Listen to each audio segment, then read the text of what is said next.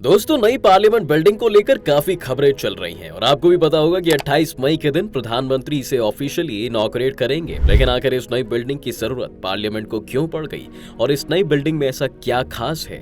इसके साथ साथ इस बिल्डिंग के साथ बहुत सी कंट्रोवर्सीज भी जुड़ रही हैं, तो उनका मतलब क्या है, ये सभी कुछ हम जानने की कोशिश करेंगे आज की इस वीडियो में। अंत तक बने रहिएगा हमारे साथ। लेकिन वीडियो शुरू होने से पहले अगर आप चैनल पर नए हैं या आपने अभी तक चैनल को सब्सक्राइब नहीं किया है तो चैनल को सब्सक्राइब करना और बेल आइकॉन दबाना बिल्कुल ना भूलें। इस प्रोजेक्ट के बारे में दोस्तों सबसे अच्छी बात यह है कि सरकार ने सेंट्रल विस्टा की वेबसाइट पर पुरानी पार्लियामेंट की हिस्ट्री से लेकर नए पार्लियामेंट के फीचर्स तक सभी चीजों की जानकारी सामने रखी है। जी हाँ, जिससे डेमोक्रेसी और ट्रांसपेरेंसी का बहुत ही अच्छा मैसेज बाहर निकल कर आता है। अगर पुरानी और नई बिल्डिंग्स को देखा जाए तो जहां पुरानी पार्लियामेंट बिल्डिंग सर्कुलर शेप में थी, वहीं ये ट्रायंगुलर शेप में है, जिसके अंदर स्पेस को बहुत अच्छे से यूटिलाइज किया गया है और अलग अलग ऑफिस को पर्याप्त स्थान मिला है। अगर आप ये पूछें कि इस नई बिल्डिंग को बनाने की जरूरत क्यों पड़ी, तो इसकी सबसे बड़ी वजह स्पेस ही थी। जी हाँ, जब 1921 में पुरानी बिल्डिंग बनना शुरू हुई थी तब दुनिया काफी अलग थी। ना ही उस बिल्डिंग में ज्यादा स्पेस की जरूरत थी और ना ही मॉडर्न टेक की। आज उस बिल्डिंग में टेलीफोन लाइन से लेकर वाईफाई केबल्स, मॉनिटर्स और माइक्रोफोन्स सब कुछ लगाए जा चुके हैं, जिससे पुरानी बिल्डिंग में इंफ्रास्ट्रक्चर बहुत ही दयनीय हालत में था।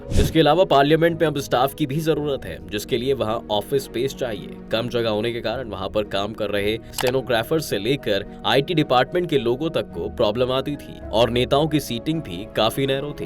इन सभी प्रैक्टिकल समस्याओं के साथ साथ एक सेफ्टी कंसर्न भी पुरानी बिल्डिंग के साथ था दोस्तों, और वो ये था कि इसे भूकंपों से जूझने के लिए तैयार नहीं किया गया था। जब पुरानी पार्लियामेंट बिल्डिंग बनकर तैयार हुई थी तब दिल्ली सीस्मिक जोन 2 में हुआ करती थी, लेकिन अब दिल्ली सीस्मिक जोन 4 में है। अब आते हैं दोस्तों इस नई पार्लियामेंट की तरफ। सबसे पहले तो हमें याद रखना होगा कि पुरानी पार्लियामेंट बिल्डिंग का भी इस्तेमाल बाकी कामों के लिए किया जाएगा और ये दोनों बिल्डिंग सब साथ में काम करेंगी। मुमकिन है कि आने वाले कुछ समय में पुरानी पार्लियामेंट को किसी म्यूजियम की शक्ल दे दी जाए, लेकिन अभी के लिए ये फिलहाल फंक्शनल रहेगी। नई पार्लियामेंट की बात करें तो इसमें लोकसभा का चैम्बर काफी बड़ा है और इसके हॉल में करीब 888 लोग बिठाए जा सकते हैं। इसके साथ साथ राज्यसभा की भी कैपेसिटी को भी बढ़ाकर 384 कर दिया गया है। अगर कभी दोनों हाउसेज के जॉइंट सेशन को बुलाने की बात आती है तो लोकसभा के हॉल में 1272 लोगों के बैठने की व्यवस्था तक की जा सकती है। इस नई लोकसभा को पिछली लोकसभा से 3 गुना बड़ा माना गया है और इसका डिजाइन पीकॉक की थीम पर रचा गया है। जी हाँ, राज्यसभा की भी बात करें तो जैसे कि हमने आपको बताया कि इसमें 384 सीट्स की कैपेसिटी है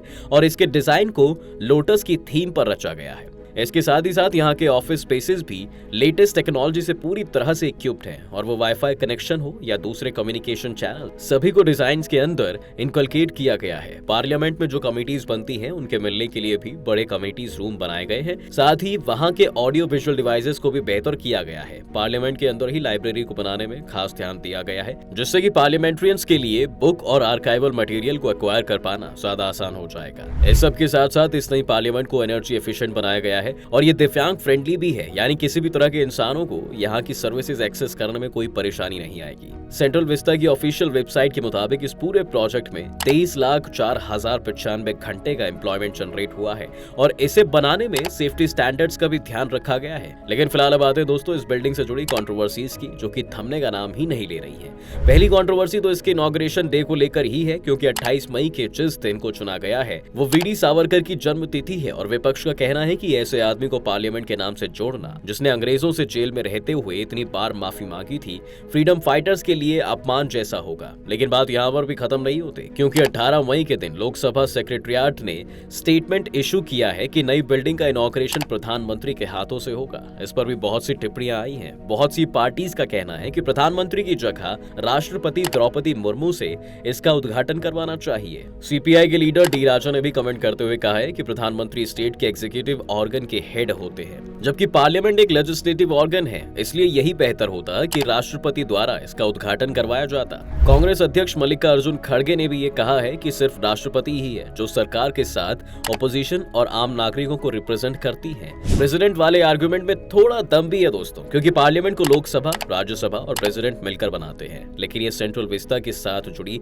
अकेली कंट्रोवर्सी नहीं है, बल्कि जब इसका निर्माण हो रहा था तभी से इस पर सवाल उठने शुरू हो गए थे। सेंट्रल विस्टा की जरूरत पर तो सवाल हमेशा से ही उठते आए हैं, लेकिन इसके साथ साथ एक बड़ी कंट्रोवर्सी तब जुड़ी जब कोविड के पीक में भी इस पर काम चल रहा था। न सिर्फ इसके कंस्ट्रक्शन वर्कर्स की हेल्थ को खतरा था, पर साथ ही ये भी सवाल पूछा जा रहा था कि इस वक्त नई बिल्डिंग पर पैसा खर्च करने की क्या जरूरत है और क्यों ना इस वक्त इस पैसे का इस्तेमाल वैक्सीनेशंस, ऑक्सीजन टैंक्स और बाकी कामों के लिए किया जाए। इससे पहले एक कंट्रोवर्सी ये भी जुड़ चुकी थी कि यहाँ के नेशनल एम्बलम पर जो शेर दिखाए गए हैं वो ओरिजिनल डिजाइन से अलग है। इसमें शेरों के दांत बाहर की तरफ हैं और वो अग्रेसिव दिख रहे हैं, जो कि भारतीय परंपरा का हिस्सा नहीं है और साथ ही ना इस सिंबल की एक रिस्पेक्टफुल रेप्लिका है। इसके साथ साथ इसके टेंडर देने के प्रोसीजर पर भी सवाल उठे और कहा गया कि सभी को बिडिंग में पार्टिसिपेट नहीं करने दिया गया।